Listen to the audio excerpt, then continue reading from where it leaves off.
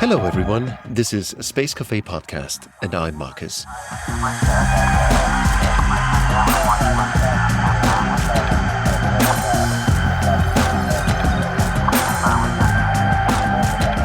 I recently came across this insanely beautiful simulation of two icy moons colliding head-on to form the rings of Saturn, created by researchers from NASA, Durham University and Glasgow University. If you haven't seen it yet, please do yourself a favor and look it up. What an artwork. At first, it's hard to believe what's going on in that clip. The myriad of fragments forming a wave of genuine beauty. The simulation is based on data from NASA's Cassini mission, which orbited Saturn for 13 years. Perhaps one of its most intriguing secrets has now been unraveled with all of this, the formation of its iconic rings. And for whatever reason, I'm wondering what it would be like to stand right next to such an event, hidden at a safe distance, yet still close enough for a first-person encounter. It must be a strange observation to watch two moons collide head-on in total silence. It's still hard to fathom what a world without sound feels like, and the world without sound is the default in our universe.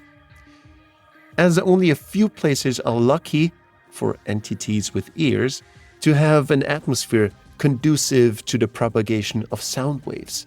And this brings me to our next but one neighbor to Saturn, Mars. The place of yearning for humans for millennia, or even beyond that. Mars has an atmosphere, as we know, unbreathable to humans, as we also know, but still better than nothing, right? At least we get to hear something up there once we are there. But do not be mistaken. Even sound on Mars is different from the one on Earth, with not one but two speeds of sound, for example, depending on who's speaking. Okay, even if it sounds like a dad joke, here we go. The ear of the beholder. It does sound funny, doesn't it? Okay, at least to me. Ladies and gentlemen, I'm super excited to introduce today's guest to you. In part 4 of the Hera miniseries about planetary defense, we welcome planetary scientist and space engineer Naomi Murdoch from Toulouse University. Her role in the Hera mission is to help us get a deeper understanding of asteroid composition and seismic activities.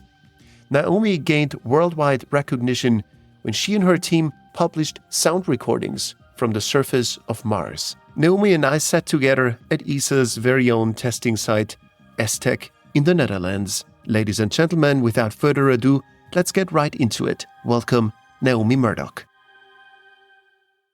Wonderful. Thanks for taking the time in the first place. You're welcome. Thank you for asking me.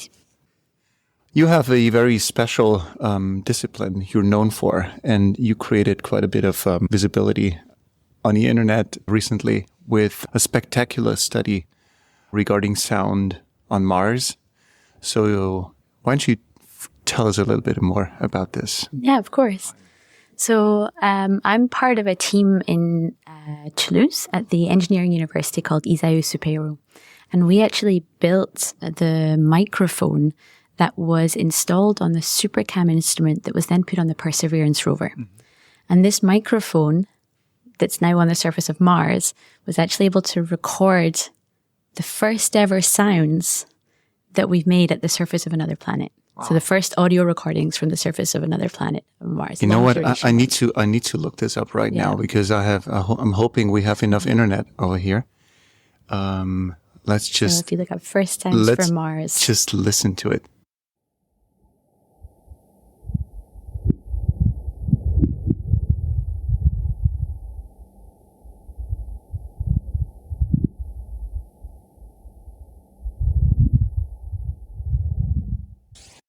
So tell us what we're hearing, what we're listening to here. Yeah, so the recording you've just played is not actually the first sound recordings we made. So what happened is we landed on Mars back in February 2021 and we switched on our microphone and we were able to hear the background wind on Mars. Huh. It doesn't sound like much, but it's the first time we've actually been able to listen to what it sounds like if you would be on another planet, because the bandwidth of our microphone is exactly the same as the bandwidth of the human ear. So, it's what you would hear if you were there.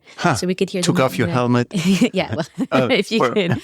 Yeah, and so it's the noise that we hear is the noise that you, when you're doing interviews, most of the time you try to remove with this muffle around the microphone, right? You try to get rid of all of the background noise. It's the background noise that we really want to listen to on Mars, because we can actually learn a lot about the Martian atmosphere and how sound propagates. And so that was back in February 2021. And then we got really lucky after that. And the event that you just played was an encounter with what we call a dust devil. So a dust devil is a convective vortex that's turning around, and it lifts up dust. It sucks up dust a bit like a vacuum cleaner. And you see them sometimes in the desert on Earth, and we see them on Mars as well. And what happened is one of these dust devils that was about 25 meters large came directly towards Perseverance and passed right over the head of the rover. And just by chance, because our microphone isn't turned on very often, but by chance, our microphone was on, and all of the other meteorological instruments were on as well during this encounter. So we were able to record this 25-meter dust devil vortex passing over Perseverance and hear the sound. And that was the sound that you were able to play just a few minutes ago. But this cannot be a coincidence. This is intervention or whatever, universal intervention. Well, I think it's clever planning on the operational side, because we have to choose what times of day we switch on our microphone. What times of day would be interesting. And so this is the type of event that we were always hoping we might record, but we can't control what the Martian atmosphere is going to do. We can't predict in advance. We know statistically when it's more likely, and we know we can guess in which direction we should be looking, but then the rest is down to chance and it's down to luck. And we got very lucky with this encounter. Incredible. So how did that feel when you got that data back? And I don't know who was the first to listen to it, to hear it, maybe a bunch of engineers, or were you? So so when the sound comes down, what happens is it's downlinked from Mars, and then it's put in a central database for the Perseverance team, and then we look at it. We look at different things, but we have these tools that we call quick look tools, where we look at the audio data, like a preview, a bit like you see on the video that you've got on your screen right now, showing the pressure data, the wind data, the audio data. And then the reason we knew for sure that it was one of these dust devils is looking at the pressure sensor data. So it's a barometer, okay? So what you can see is this characteristic dip in the pressure as the vortex goes past, as the dust devil goes past, because you have a low pressure in the very center. Because it's sucked in. And so that's how we knew for sure that it was a dust devil. And then we worked with our other colleagues in the Mars 2020 Perseverance team to look at the other instruments, and we were able to see the dust devil in the cameras coming towards us. And then we were able to also detect it in the temperature sensors, in the dust sensors as well, because we were able to see that there was a change in the dust content of the atmosphere as the dust devil passed over the head of the rover. So we were able to combine all of that information from all of these different multi-sensorial instruments to really characterize this dust devil and really have a really good idea of what we heard and why we heard it. So we just heard the dust devil, but there is also different audio examples you could share, right? Yeah. So we have different types of sounds that we can listen to, and we had listened to with the microphone on Mars. So we have a recording that we can listen to with the wind. Another recording that we have is listening to different parts of the rover. The rover. So the rover has a mast that turns, so we can actually hear the noise made when the mast turns, the RSM turns. So let's take a quick listen to it.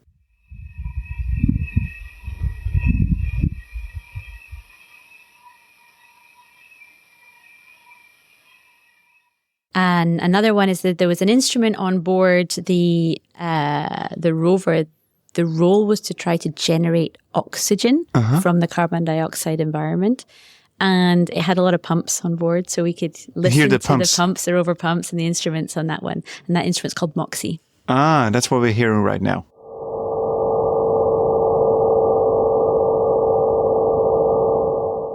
Okay. And then I guess two really interesting scientific ones. One is the LIBS. So that is the the SuperCam instrument actually has a laser that it fires. And that was the reason why the microphone was on board in the first place, is we wanted to listen to the sound that the laser made when it hit the rocks or the different targets, because the amplitude of the sound depends on how soft or hard the target is. A bit like if I was to bash against a wall, I don't have the same sound as bashing against this chair. It's soft. And so we see the same thing with the laser on Mars. So by listening to the sound amplitude, we can guess how hard the surface is. And so we have a Libs recording that you can listen to where you can hear the laser being fired. Awesome. Let's take a listen. So it doesn't really sound like what we're made to believe from Star Trek. No, there's no pew pew in there. It's like a little signal, but yeah. And then the other sound that was fantastic for us to hear was the helicopter, because on Mars the sound Ingenuity, yeah. Exactly. That's just done its 66th flight or that's something. Crazy. Incredible. It was never planned. It was never planned to do quite so many. I think they believed that, but we switched on our microphone to try to listen to the helicopter flying, and we actually weren't sure that we were going to hear it because the sound attenuation is so strong on Mars that we weren't sure that the sound would be able to propagate from the helicopter to the microphone. And we heard it, and we could hear it moving. You know, we hear the Doppler effect when an ambulance goes past, and you hear the frequency shift. So we were able to hear that when the helicopter came past, moved further away, came back again. And that was one of the ways we were able to measure the speed of sound on Mars using the helicopter. Wow, can't wait to listen to it. You hit play.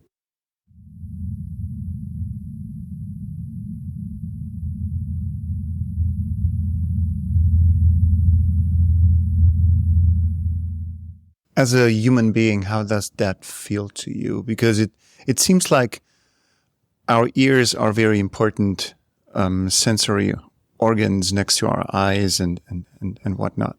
So how does it feel to you as a human being, as a scientist, to, for the first time, get to hear what an extraterrestrial body sounds like? Yeah, for me, it's incredible because we've got so many beautiful images of Mars that we've taken over the years from wonderful missions in situ and from orbiters, but we've never had sounds. We've never been able to put the sound that goes with the image as you would experience it being there. So there have actually been microphones sent to other places in the solar system before. There were microphones sent to Mars, but they never worked. Either they couldn't be switched on or they were on unfortunate missions that crashed. There were even microphones that were sent to Venus, and they did record some of the atmospheric noise for very short duration. They are on the Venus-Venera missions as well. But this is the first microphone that's, recording for long periods of time. What is going on? What are we listening to on the surface of Mars? And we knew before going there that there was a real scientific interest in this audio data.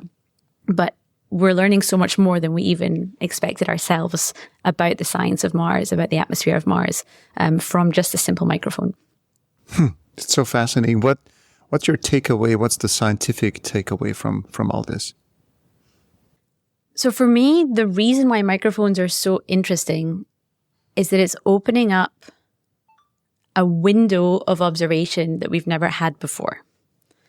So by that, I mean, we've got other sensors that are looking at what's happening in the Martian atmosphere, but they're looking at low frequency. So that means they're making measurements, maybe once a second or 2 times a second, or maybe up to 10 times a second for some of the fastest instruments that are measuring the wind speed, the wind direction, the pressure variations.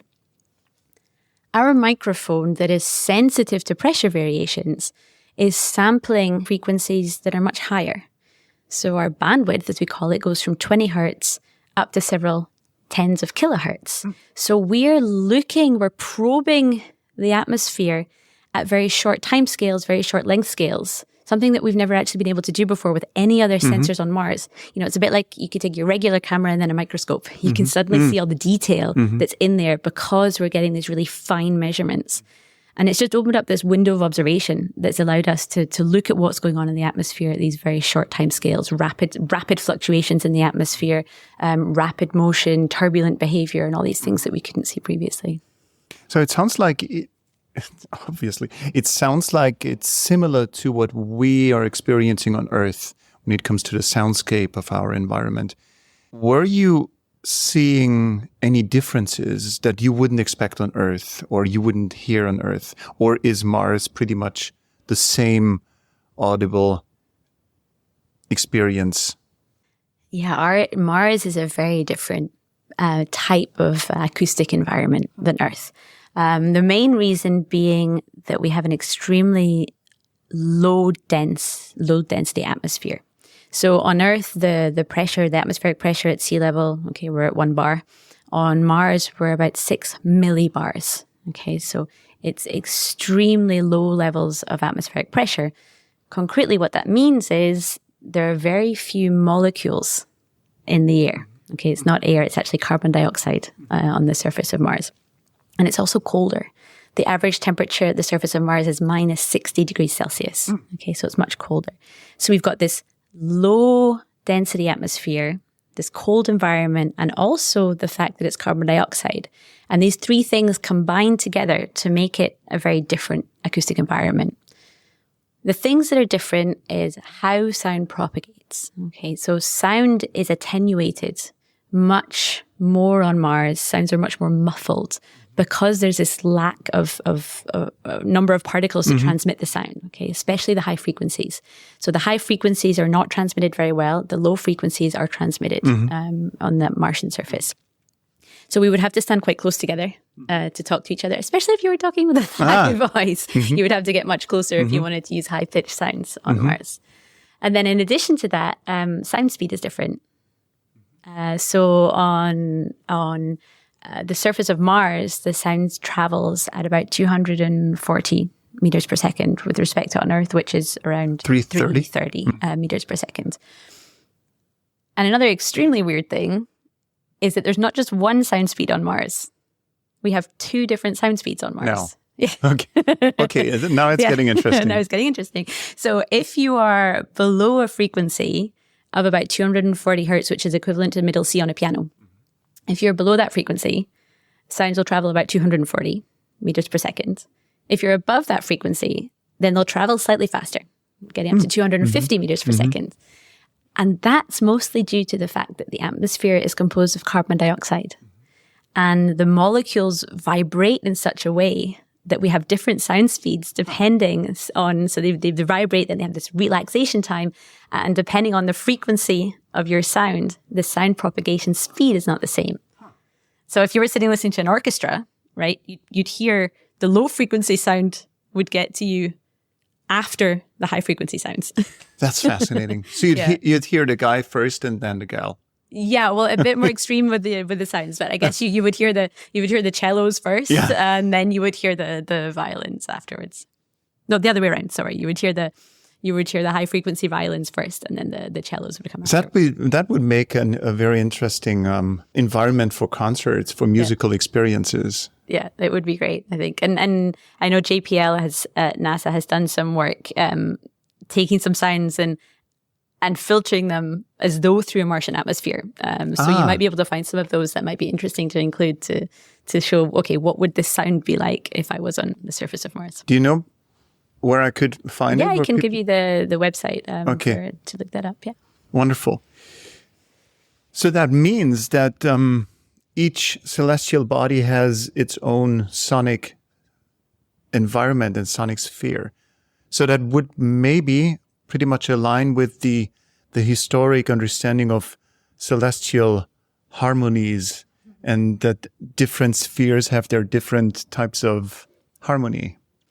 Yeah, although not every planetary body has an acoustic environment, or at least sound propagation, because you need to have an atmosphere. You need to have an atmosphere. And so you're absolutely right. It's unique depending on the body, because the density of the atmosphere, the composition of the atmosphere, the temperature of the atmosphere, they're all going to influence how sound propagates. So there's actually only 4 places in the solar system, 4 planetary bodies where you will hear sound propagation. So we have Earth, okay, in the atmosphere of Earth, the atmosphere of Mars, we have a very tenuous atmosphere. There's Venus, where the atmosphere is extremely dense. And then there's Titan as well, the moon of Saturn, which we can go to, and the Dragonfly mission will be going to in a few years from now. if I want, because of course we're also talking about the Hera mission right now, and have you seen Hera yesterday during one of those visits? So it's incredible. It's to me, it's not just a piece of hardware. It's more. I feel really attached to that to that thing. So I would want to experience what it listens to, what it experiences while traveling. Of course, there is no such thing as sound out there. Would it be totally impossible to pick up that challenge and to find a way around it and to get an impression of what space sounds like through vibrations or whatnot? How would you go about that? Would you be able to quench my thirst for audible Hera experiences? So audible as in traveling through air, gas, in that sense, I'm afraid in space, I'm not going to be able to help you.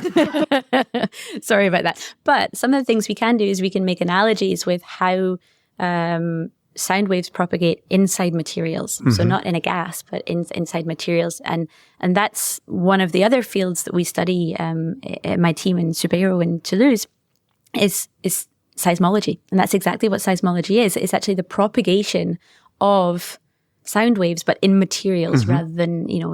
rather than in gas and solid materials. And so you could do something similar with Hera.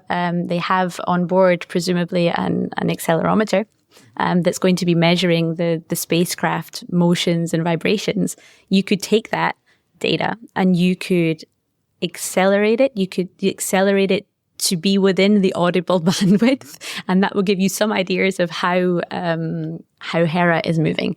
And maybe that'll give you some indications, even if the data is sped up and it's not actually recorded. So it's like false color, it's false audio. Yeah.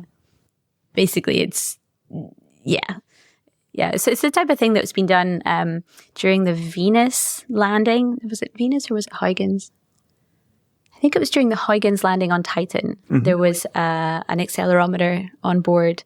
And they did the same. They were able to change the frequency of the accelerometer data to make it within the audible bandwidth, so you could get a good feeling, mm-hmm. you get some kind of feeling of what that sounded like, even if it wasn't in the right frequency range. How does that latter part of research that you were just mentioning relate to the double asteroid that you are trying to research? Mm-hmm. So in order to find out what the whole thing is made up of, or is there anything else that you could deduct from that kind of research? So what we do is we're really interested in seismology. So seismology is, historically, it's how we learned that the Earth has a core. Okay, it was with seismic stations, seismographs on Earth, and we were able to look at the arrivals of the seismic waves. I say we, it was long before me, and that's how the internal structure of the Earth was able to be, understood. And then the next step. I'm sorry. So the Earth has a core. Is it a solid core? Is it molten? A liquid core. Liquid core. Then you've got the mantle and the crustal structure. Yes. And so the depths and the densities and the profiles of all of the subsurface and the internal structure of Earth was determined from seismology, from seismic stations. And then the next question was, okay, that's interesting. We now know what Earth looks like, but do we really understand how planets formed with just one data point? I mean, is one set of experimental data enough to confirm any models? Mm-hmm. And so the next step was to go to the moon. And that was what the Apollo missions did. They installed seismometers on the moon, and that allowed the team analyzing the Apollo data to do the same studies of the moon. And then the next logical step was to say, okay, we want to go to Mars. And that's what the InSight mission did. The InSight mission went to Mars in 2018. And functioned for 2 Martian years, which is equivalent to 4 Earth years on the surface, and was able to determine using one single seismic station and Mars quakes, Mars quakes, not earthquakes, was able to determine what is the internal structure of Mars. So the core size again, the mantle structure, and the crust. What is it that those machines, those sensors measure? A seismometer measures how the ground moves. Okay, so some of them are sensitive to the ground acceleration, some of them are sensitive to the ground velocity. So it's moving, the ground displacement, basically, how much the ground is moving. And that will tell you that will tell you a lot about the subsurface, especially if you have a big earthquake or Marsquake, that quake has to travel through the ground to your seismic station. Okay. And you have different types of waves that travel through different types of materials. You have waves that we call pressure waves and waves that are called shear waves. And they're basically waves that oscillate in different directions through the material. And they travel with different velocities. And so if you look at a seismic wave, you can say, okay, this is my P wave, my pressure wave arrival. And then afterwards you have your shear wave arrival. And my colleagues, it's not my expertise, but my colleagues are very good at indicating, okay, which arrivals correspond to which time, and then doing really complex inversions to say, okay, what can we say about the material that seismic wave traveled through before getting to the seismic station? And how can we, it's what like, information like an acoustic X-ray. Yeah, it is. It's using this the propagation of sound through materials. So both the pressure waves and the shear waves through solid materials. Is the ground we're standing on right now moving? Everything's always moving. It just right now. Yeah, it just depends whether you're able to actually measure it. So one of the problems that we have when we are testing our seismic sensors, so that the instrument that's on Mars, it's called SEIS. It was developed in France by CNES and IPGP with several institutes, including mine, that was involved. It's actually the highest performing, lowest noise seismometer in the solar system. Oh, that's something. Okay, it's something. But one of the main reasons for that is that Mars is very quiet compared to Earth. And we have problems when we're developing seismic instrumentation that we want to send to other planetary bodies. We want to demonstrate that the noise levels, the performance of the instrument meets the requirements. Okay. So we need to say, okay, what is the noise level? If there's no signal, what is the noise level of my instrument, to be able to tell us, okay, what's the smallest signal we're going to be able to see on the other planetary body? But the issue is that there's so much seismic noise on Earth. So you need to find a neutral spot. So we need to there is no neutral spot, right? So what people do typically, if they really want to do very, very high performance seismic testing, is they go into seismic vaults or seismic caves where they're deep, they're isolated from thermal environments, they're it's very stable thermally, they're not got big temperature variations, but it's difficult to get away from the seismic noise. And the seismic noise is generated by things like our oceans. So as there's the storms in the oceans, there's waves, and these waves actually generate pressure fluctuations in the atmosphere. And these pressure fluctuations will then be propagated throughout the atmosphere, and they deform the ground. They tilt the ground. The ground. Yeah, they tilt the ground so that we have these interplays in seismology. And that's why, microphones and seismometers, they work really, really well together, because if you have a seismic event, it will, at the surface of your planet, will couple with the air, generating an acoustic wave. And if you have an acoustic event, it will couple with your solid surface, generating a seismic wave. And so this is a phenomenon that one of my colleagues, Rafael Garcia, is an expert on, and he looks at this in great detail, both for Earth, Mars, and Venus exploration as well. And so what we want to do is we try to remove that background noise, because we don't want to see the ocean on our sensors. And it's a problem when we were testing the InSight instruments. Whenever there was a big storm, we knew that our test data was not going to be good, because, when there's a storm in the Atlantic or a storm in the Mediterranean, we were testing in Toulouse, we could see that, and the noise levels of our instruments were much higher. Wow. So how far in kilometers to our global audience is Toulouse from the Atlantic and the Mediterranean? We're pretty much in the middle, a few hundred. So how far would you need to go to dampen down that signal? I don't think you can remove it anywhere on Earth, really. Wow. You're seeing it. There might be some places very far away, but the signal propagates really well through the atmosphere. So, you've always got background noise of one type or another that's tilting the ground. Wow. So what we do is we take very sensitive terrestrial seismometers, and we have a technique where we measure that environmental noise with our seismometer that we want to send to another planet, and with these terrestrial seismometers. And then we do very complex signal processing to try to remove the signal that's seen on both of them. And that allows us to extract all this environmental noise and then leave behind the residual, which is what would be our instrument noise floor. But it only works if we don't have too much noise to begin with. What are you expecting from seismic insights from asteroids?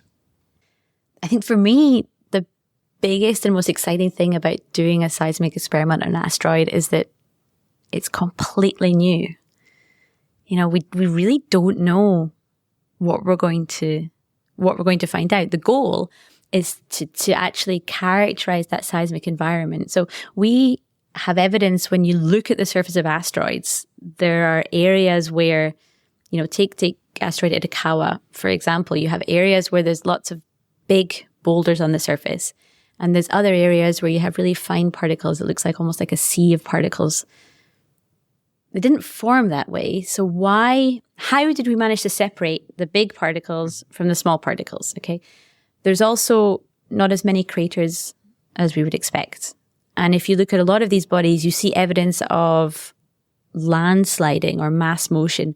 And so there's a lot of evidence indicating that there is some kind of seismic activity in these bodies. We think it's maybe things like very small asteroids, meteorite impacts that impact at large velocity, several kilometers per second, and generate seismic waves in the body, which then shake the body, destabilizing the surfaces, separating the particles. Like in your cereal in the morning, you've got the big particles at the top and the small particles at the bottom always. So the same thing happening on Itokawa.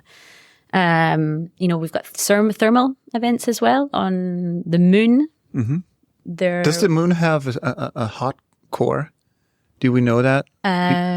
Do we know about the moon? Or are you talking about the sun and the? So the moon does have a core as well. Yeah.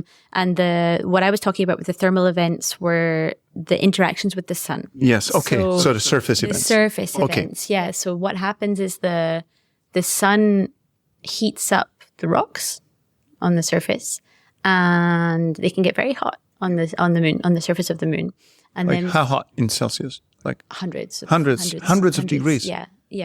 So it could boil your egg. Yeah, you can fry your egg. Go and fry some eggs on the moon. Same on an asteroid. You could fry some eggs on an asteroid too. And it's one of the things, and you know, especially on asteroids, they experience a lot of thermal variations, and so we think that there's thermal cracking happens. The rocks will heat up and cool down, heat up and cool down. We call it thermal cycling, and then you've got little cracks that'll form. And we heard that in the seismic data on the moon. We were actually able to, if you look just around dawn and dusk, when the temperature gradients are largest, you hear the background seismic noise increases a lot because you hear thermal generated events there.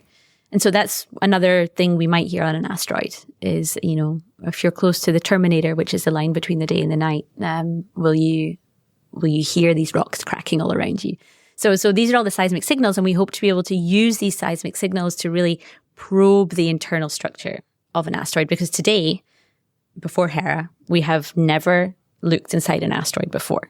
You know, we've just looked at these beautiful images of surfaces, and of course we've got some meteorites, but we don't know exactly where they came from always. And so the Hera mission with the radar is going to be fantastic because it's going to allow us to probe the internal structure of this asteroid using radio waves. And seismometers are an extremely complementary instrument because they're sensitive to these mechanical vibrations rather than the radio waves to give us a lot more information.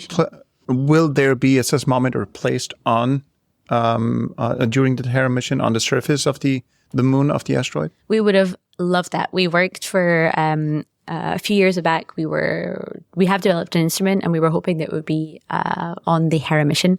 Unfortunately, due to political considerations at the time, no French institute could contribute an instrument to Hera at the time on the CubeSats, and so our instrument was not selected. But we hope in a future mission, for example, like the Ramses mission to Apophis, if that happens, that it would be the perfect opportunity to have a seismometer on an asteroid. Huh. How's that feel? You got your instrument developed, and then political decisions say no. I mean, we hadn't got it developed almost to like maturity prototype levels. Yeah. Yeah, that was frustrating, but politics is a part of the game when you're working in space. Politics also enables missions. And politics enables missions as well. Yeah, we're pretty lucky in our team. We're involved in quite a few space missions, so it's great. You mentioned Ramses. What's the Ramses mission? The Ramses mission is an ESA concept right now. The idea is to go to the asteroid Apophis. The asteroid Apophis is an asteroid that was detected back a decade ago, and it caused a lot of buzz because it seemed to be on a possible collision course with Earth. So now we know that its trajectory is, it's very well constrained, and we know that it's not going to impact Earth, but it is going to come extremely close to Earth. And by extremely close, I mean it's going to come closer to us than the geostationary satellites are orbiting the Earth. So the geostationary satellites are at 36,000 kilometers, and this asteroid is going to come graze past the Earth at a lower altitude. And so it's going to be a really exciting event. We're going to be able to see it with the naked eye, probably from some parts of the world. And the Ramses mission would be an ESA mission in place. Is it getting ever closer through the gravitational pull? So for its next return and the return after, is the distance getting closer? Yeah, there was a fear that during its closest approach, it passed through something that we called a keyhole. And if it passed through this, special keyhole in space, then it would come back and it might impact the Earth in 2036. 2036. 2036. Okay, is the next passage. And so that was the fear. Now. That was the fear. Okay. And now we know that it's not going to do that. It's not going to come back and impact the Earth in 2036. Okay, thanks for that answer.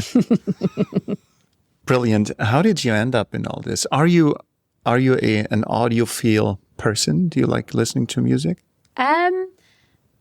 I do, but I don't have any particular taste. Right now, my music collection is probably dominated by all my kids' Disney music right now that they want to listen to rather than my own. But you have like hi-fi headphones, like the top notch, or would you be that kind of person? No, I don't actually. Okay. No, I got into audio and seismology a little bit by chance, actually. So I'm an astrophysicist from Scotland, and I studied in Edinburgh. And after studying in Edinburgh, I was hired here at ESA as a young graduate trainee, and I was actually working in the team of Ian Carnelli, who's now the project manager for Hera. Mm-hmm. And it was while I was working here on the original planetary defense and asteroid utilization concepts that I also was lucky enough to meet both Patrick Michel and Simon Green, who were very involved in the asteroid missions and the asteroid mission concepts. And so at the end of my time here at ESA, they agreed to supervise a PhD for me. So I then moved to France to work with Patrick Michel and Simon Green, who's at the Open University in the UK. And that's where I really started working on asteroids and regolith dynamics and surface behavior. And then at the end of my PhD, I was lucky enough to be offered a postdoc position working on the InSight mission. And so that then gave me an opening to understand a little bit more about space instrumentation, seismometers, seismology, and exploration of other planetary bodies. And now the dream is to put those two fields together to say, okay, let's get this seismometer and then put it on the surface of an asteroid and see how the surface behaves. Yeah. I was wondering, because you have that sparkle in your eyes when you talk about topics that fascinate you about your own job. That's the ideal situation, by the way. At the same time, science is under rapid fire from many, many sides on a global scale. Do you have any strategies to what we could do against that? It's such a difficult topic. I think we just have to be serious when we're talking to people about our science. And it's I don't know. It's a really difficult, it's a challenge. We need to be careful about the messages we're putting out there, but also at the same time, we don't want to hide anything. We want to share what we're doing. We want to be as open as we can with everybody. And it is sometimes, difficult to say, all right, I'm getting excited about acoustic measurements on Mars when there's possibly a lot more important things going on. But yes, but it's all about a story behind it, because of course it may sound like a boring thing, but if I'm hoping that we're in this show able to inspire people. Because I mean, like seriously, it can't get any cooler than listening to what's going on Mars or on a different planet. Of course, there is no relevance to very mundane issues on Earth. Of course not. But still, humanity needs something to work towards and to evolve into the future. And so this is why we need stuff like this, I guess. Yeah, I think so. And, going to other planets and exploring the solar system in other ways actually also tell us a lot about ourselves. Because when we understand the internal structure of other planets, we understand a little bit better how the Earth formed. And when we're studying asteroids and we're looking at, what they're made up of and what's in there, we're understanding, what were the building blocks, again, that made the planets, or where did life and water come from on Earth? And so we are learning a lot about, the planet itself. And when we compare, for example, between different planets, we can learn about, we can learn actually things about like climate change as well. Okay, so we're doing measurements on Venus. We're sending the spacecraft to Venus to try to study a little bit better what's happening in that environment. And by comparing, different planets and different conditions, we can learn a little bit more about things that might actually help us on Earth for some of the big problems that we're facing. I wish so. I really wish that doubters or those supporters of criticism against science could be here right now, because I'm observing as an observer here at that conference that people are really totally focused on what's going on here. There's no bullshit conversation going on. I was watching people yesterday during presentations, and it's very, very intense. Of course, it's 8 hours a day presentations, and you listen and you get tired. Usually you drift off, fire up your smartphone or your computer and fall into a rabbit hole of social media or whatnot. This I have not seen yesterday when I was trying to peek over the shoulders of others. People were really focused and really engaged. And I think this paints a beautiful picture of what science is all about. It's not about any agenda, any political or whatnot agenda. It's about finding out what is out there and finding answers. And I think it could be a healing moment for our society to bring those in doubt to such places like ESA, like Aztec right now, to just take a look at how this thing works. Because it's lots of human beings, scientists, engineers are human beings also. So are you. You're sitting next to a banana and a vegetarian snack. So you're a human being with human needs. But at the same time, you have a passion for something. And you're ready to be disproved. But at the same time, you're ready to disprove someone else. So it's a game that's being played, a very honest game. So does it make sense what I'm babbling here? Yeah, absolutely. No, I absolutely agree. And I think that once again, we're very lucky in this particular group of people that are working on the DART and the Hera missions. We've been working together for many years, and the environment in the DART team was very welcoming and very constructive, and everyone was just, wanting to get the most we possibly could out of this mission scientifically, our understanding, improve. And now we're doing the same thing for Hera. We want to get the best out of the mission and all work together. And of course, there's competition of ideas, and there's conflicts, but that's what innovation is all about. That's what it's all about. And, most scientists that you'll speak to, you're absolutely right. They will, if they're proved wrong, then that's okay. That they've got ideas, they'll publish their ideas. And if it turns out that they're not correct, okay, they'll examine why and try to move on and try to learn from that. And I think that's what science is all about. It's, just getting further, learning. And if we manage to convince the doubters of what we're doing and the value of what we're doing, and also that we are actually really doing it, yeah, that would be great. Yeah. If you have ways of doing that. It may be a very big question, and you and myself, we will not have an expertise in this, so it can only be a very personal take. For decision makers, we're seeing today that decision makers are also under rapid fire and under pressure to come up with solutions to our global questions and issues. And we're seeing that we're failing on a global scale to address those issues. Is there something you think we can learn from science, from big science?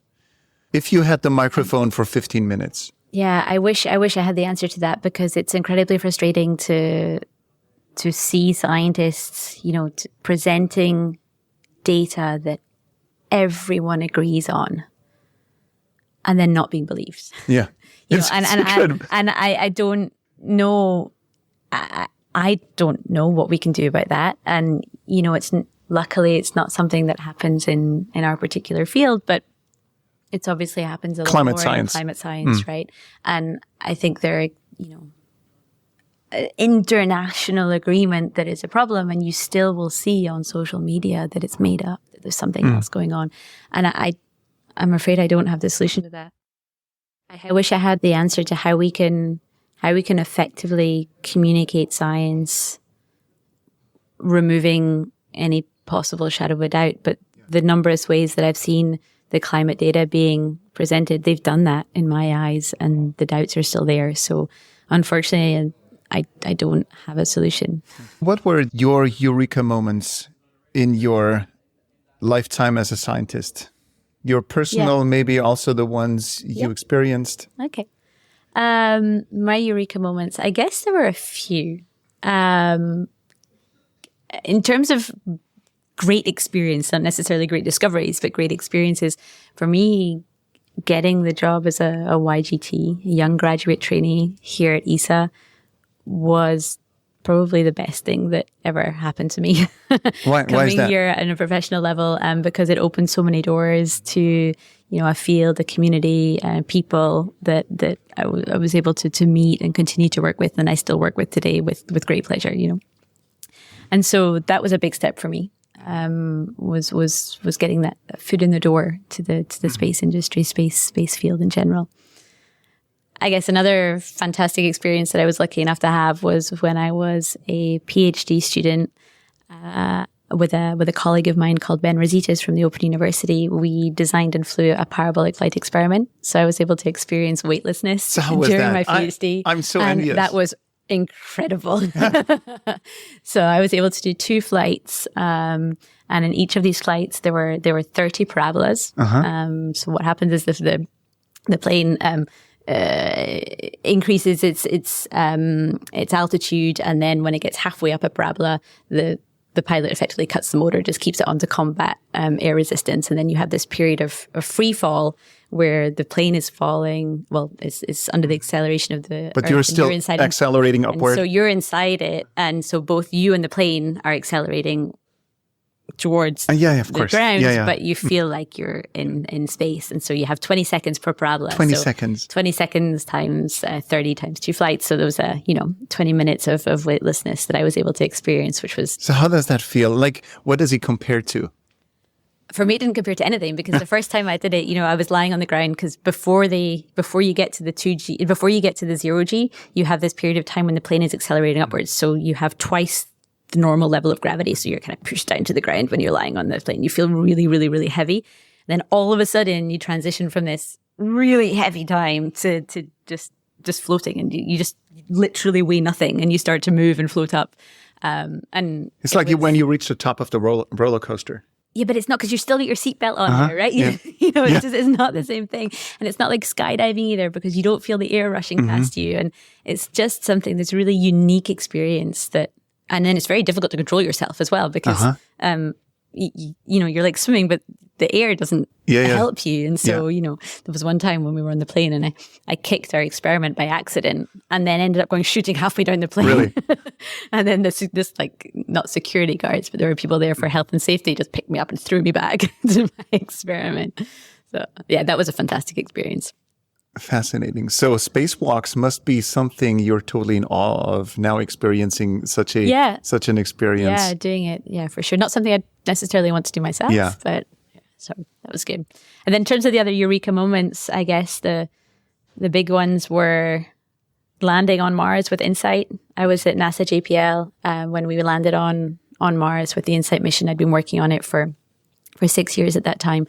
And so that was a really wonderful experience to be with the NASA team and all my colleagues from Europe as well, and see the landing and be involved in the deployment activities, and to be able to share that with my husband and my son, who was 8 months old at the time as well. We were all there together watching the landing on Mars. That was pretty fantastic. Wow. Are you still watching SpaceX launches or whatever? No, not so much. So you're getting used to it? Yeah. I've actually never seen a live launch either. So that's something that I hope will change for Hera. I hope to be able to see the launch from Florida. And that'll be next year, October next 24. Yeah.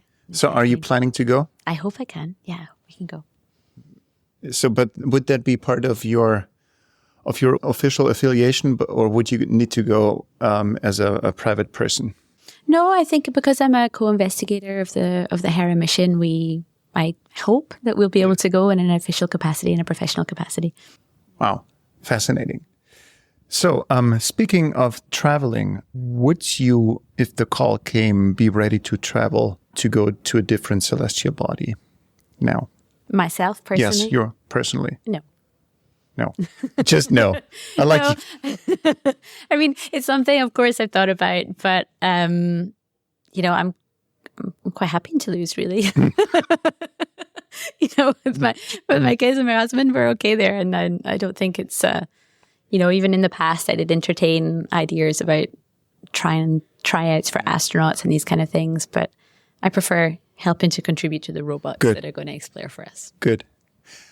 Because I have a playlist on Spotify. It's called the Playlist for the Aspiring Space Traveler.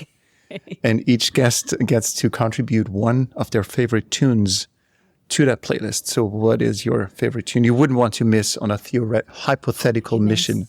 Which tune wouldn't you want to miss on your 36-year journey to a different celestial body? What a question. Just one. And you can loop it. I would choose...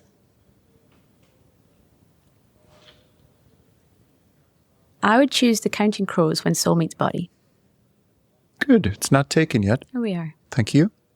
So we're going to put that on the playlist. And this show is called the Space Café Podcast. It's a coffee place, a symbolic coffee place. And in coffee places, you now and then enjoy an espresso to energize yourself. Now, I challenge you to share an espresso for the mind with me, with the audiences, to energize ourselves with a shot of inspiration. What is it that you would want to share with us now? Whatever kind of topic you want to pick. What could be a shot of inspiration for audiences? Take your time. Putting me on the spot here.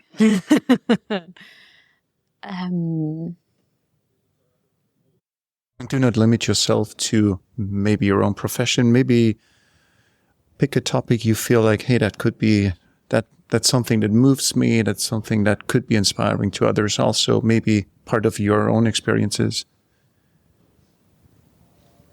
I don't know if it's a shot of inspiration or maybe just a hopeful thought as well. But it would be nice if, I've seen in the community, for example, of planetary defense, it's really important to have an open and international cooperation for subjects that touch everyone. And it would be nice if we, in general, as humanity, could be slightly more open and welcoming to people who need our help right now, to whom we're often closing the doors that they really need to be opened.